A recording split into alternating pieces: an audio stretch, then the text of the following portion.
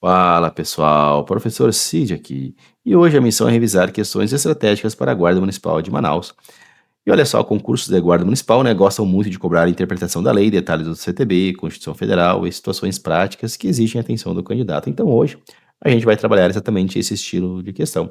Vamos revisar temas muito importantes como o Estatuto das Guardas, artigo 144 da CF, a segurança pública, abuso de poder, a classificação das vias, CTB, entre outros assuntos importantes. Aqui o foco é simples, transformar o conhecimento em ponto na prova. Então já deixa o like, se inscreve no canal e ativa o sininho, porque aqui a preparação é estratégica e voltada para a aprovação. E comenta aqui embaixo, você está estudando só para Manaus ou também para outras guardas municipais? Quero saber quem está firme nessa preparação comigo. Agora organiza o material, aumenta o foco, porque muita coisa que vamos revisar aqui pode aparecer diretamente na sua prova. Maravilha? Então, vamos lá, vamos começar. Vamos aqui então à questão que assim diz: a advertência por escrito poderá substituir a multa em determinadas infrações previstas no Código de Trânsito Brasileiro. A cenário alternativa que apresenta infração passível dessa conversão, desde que o infrator não tenha reincendido nos últimos 12 meses. Então, letra A. Deixar de parar o veículo para atravessar faixa de pedestres. Deixar de parar o veículo para atravessar a faixa de pedestres. Pessoal, está certo aqui? Pessoal, deixar de parar o veículo, né, para a travessia de pedestres é infração aí gravíssima, né? A conversão da multa em advertência por escrito somente é possível para infrações leves ou médias. Portanto, pessoal, está equivocada a letra A. Letra B, estacionar em local horário proibido pela sinalização. Pessoal, aqui é multa grave, né? O que impede, então, a conversão em advertência por escrito. C, transitar em velocidade superior à máxima permitida em até 20%. Pessoal, aqui está o nosso gabarito, né? Aqui é multa média, pessoal. Né? Ultrapassar, aliás, transitar em velocidade, né, superior à máxima permitida em 20% é multa média, né, pessoal? Então, de acordo com o artigo 267, né, pessoal? 267 do CTB, né?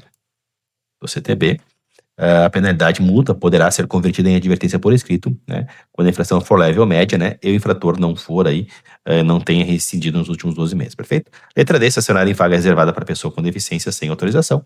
Aqui, pessoal, é multa, né? É gravíssima, portanto, né? Também não pode haver a conversão aqui na letra D. Gabarito, letra C de campeão, exatamente, pessoal. Então, ponto importante aqui, né, pessoal? De acordo com o artigo 267 do CTB, a advertência é por escrito, né, pessoal? Pode ser substituída, então, em caso de infrações leves, né, ou médias, sem que tenha havido, né, reincidência nos últimos 12 meses, e a infração, né, grave ou gravíssima não admite essa conversão.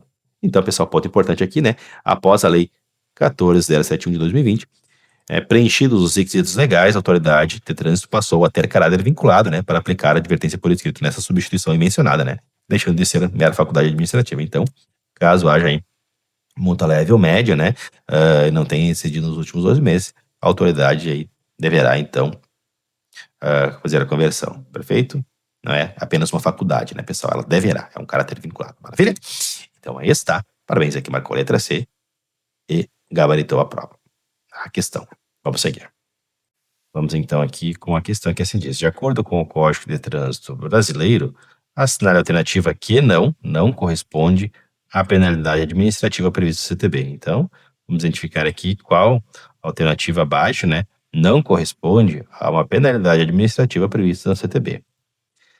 Letra A, reclusão ou detenção. Letra B, advertência por escrito e multa. Letra C, frequência obrigatória em curso de reciclagem ou suspensão do direito de dirigir e cassação da CNH. Pessoal, o nosso gabarito aqui não pode ser outro senão a letra A, reclusão e detenção. Isso mesmo, pessoal. O gabarito aqui, letra A de atencioso.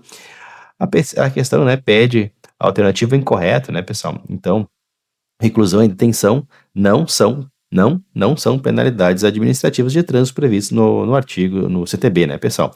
Essas são penalidades, na verdade, de natureza penal, né, aplicadas pelo Poder Judiciário em crimes, né, pessoal, de trânsito, por exemplo, né?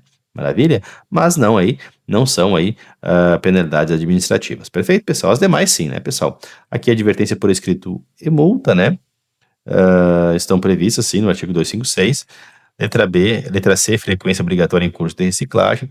A frequência obrigatória em curso de reciclagem também é penalidade prevista no CTB, né, pessoal? Medida administrativa.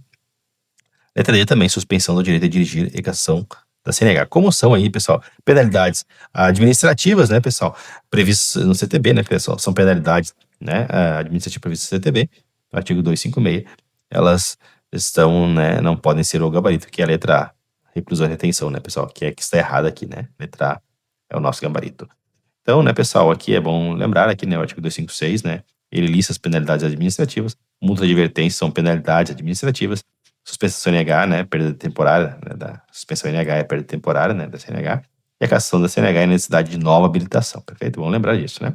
Bom, pessoal, aqui é bom lembrar, né, pessoal, que o CTB também prevê medidas administrativas, o que difere, né, das penalidades administrativas, né, como retenção do veículo e recolhimento da CNH, que não se confunde, né, com as penalidades administrativas. É bom ter em mente, né, claro, bem clareado, né, pessoal, o que são medidas administrativas e penalidades administrativas, que não são a mesma coisa. Previsto, pessoal? Então aí fica importante essa dica para você. Perfeito, pessoal? Mas o gabarito aqui dessa questão é a letra A. Vamos seguir.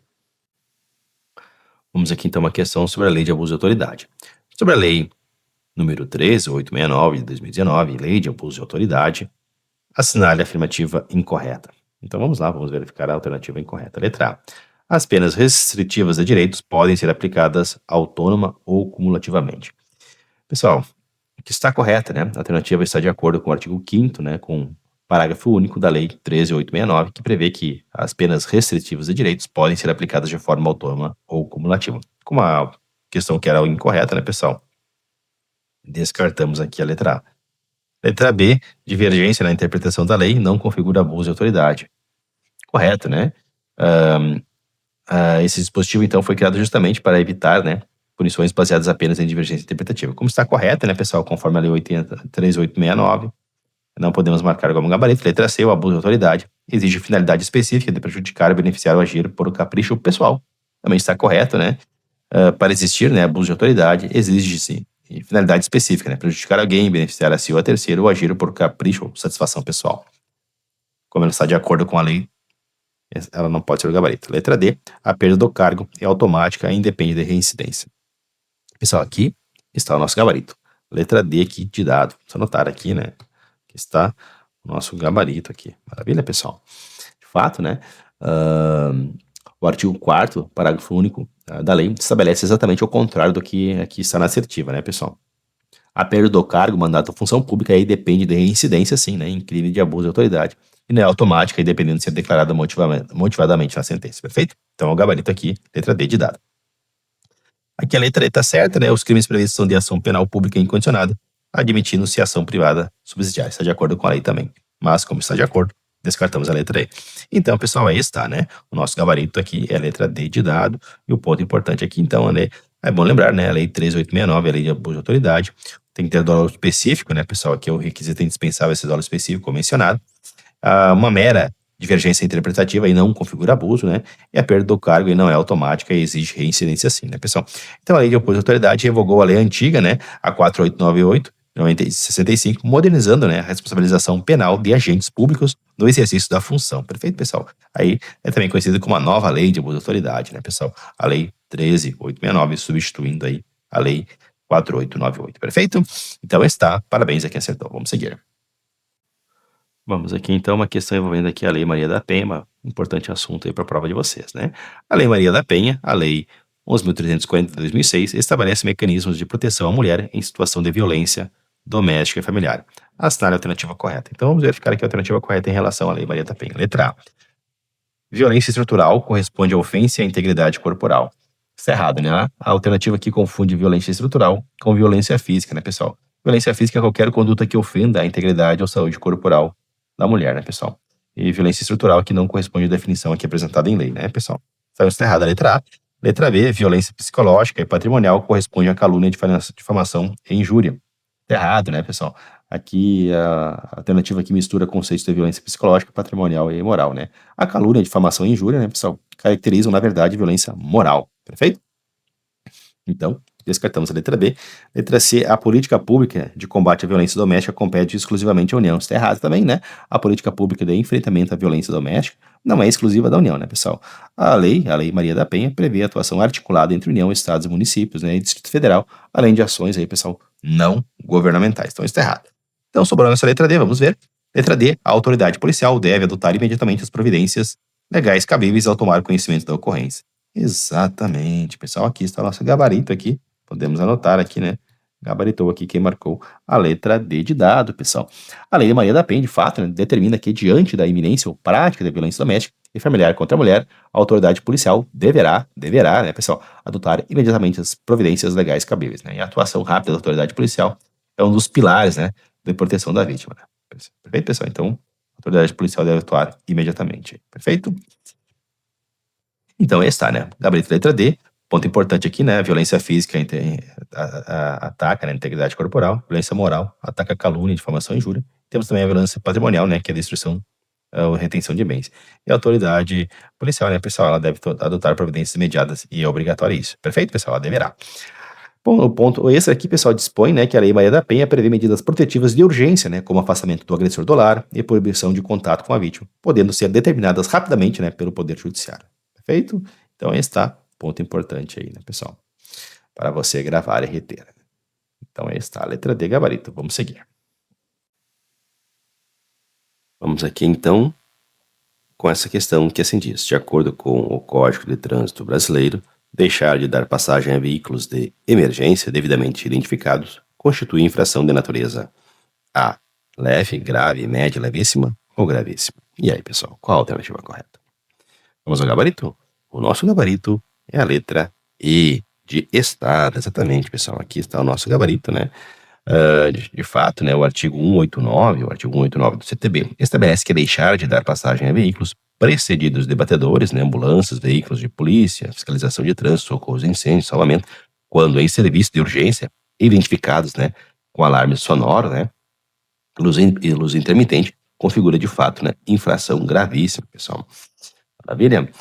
Então, gabarito letra E aqui, sendo erradas as demais. Nosso resumo aqui, então, né, isso está previsto no artigo 189, né, serviço de urgência, então, deve se dar, né, prioridade no trânsito, pessoal, e deve ter, né, alarme sonoro e luz intermitente. E é uma infração gravíssima, como explicado. O ponto esse aqui, pessoal, é que ambulâncias, viaturas policiais, veículos de salvamento aí, né, esses veículos em urgência, só possuem prioridade quando estiverem com alarme sonoro, né, e luz intermitente. É importante, né, pessoal? Acionadas simultaneamente, né, pessoal? Maravilha? Então deve-se ter alarme sonoro, mais luz intermitente. Aí vai se ter, né, a devida prioridade. Sem isso, né, pessoal, sem estarem aí ambos ao mesmo tempo, aí, né, simultaneamente, né, alarme sonoro e luz intermitente, aí não seria considerado prioridade. Por isso, tem que estar com os dois. Maravilha? Ao mesmo tempo. Então, parabéns aqui, marcou a letra E mais uma vez. Vamos seguir. Aqui, então, a questão de direito constitucional sobre a Constituição Federal. Nos termos da Constituição Federal de 1988, ao servidor público da administração direta, autárquica e fundacional, no exercício de mandato eletivo, aplicam-se as seguintes disposições, exceto. Então, aqui, né, a questão quer que marquemos, né, a alternativa que vai contra, né, a Constituição em relação ao servidor público, né, no exercício de mandato eletivo. Então, né, mais uma questão que deve se prestar atenção à palavrinha exceto aqui, né, já que a questão quer que marquemos aqui a alternativa que não descreve, na verdade, né, uma disposição constitucional prevista para o servidor, né, público no exercício de mandato eletivo. Vamos ver aqui. Letra A. Tratando-se de mandato eletivo federal, estadual ou distrital, ficará afastado do seu cargo, emprego ou função. Então, né, o servidor ficará afastado do seu cargo, emprego ou função, no caso de mandato eletivo federal, estadual ou distrital? Correto, né, pessoal? O servidor eleito para mandato federal, estadual ou distrital deve se afastar do cargo, emprego ou função, né? Aqui a Constituição deixa claro que não há possibilidade de acumulação de funções nesses casos. Então, como está de acordo com a Constituição, descartamos a letra A. Letra B. Investido no mandato de prefeito, será afastado do cargo, emprego ou função, sendo ele facultado optar pela sua remuneração. Pessoal, né, quando o servidor é eleito prefeito, ele se afasta do cargo, mas pode escolher se vai receber, né, a remuneração do cargo efetivo ou do mandato, né? Essa faculdade de opção é expressamente prevista na Constituição. Então, está de acordo com a Constituição, descartamos a letra B. Vamos à letra C. Em qualquer caso que exija o afastamento para o exercício de mandato eletivo, seu tempo de serviço será contado para todos os efeitos legais, inclusive para a promoção por merecimento. E aí, pessoal? Está certo aqui? Pessoal, essa partezinha final aqui, né, é o que dá sentido aqui a palavrinha exceto, pessoal. E, portanto, faz dessa questão aqui o nosso gabarito. Maravilha? Pessoal, o artigo 38 da Constituição realmente garante, né, que o tempo de serviço ele seja contado para todos os efeitos legais, mas não para promoção por merecimento. Ou seja, né, o texto alternativo aqui, então, alterou o que está disposto na Constituição, sendo, portanto, o nosso gabarito. Maravilha? Vamos ver aqui a letra D. Na hipótese de ser segurado de regime próprio de previdência social, permanecerá afiliado a esse regime no ente federativo de origem.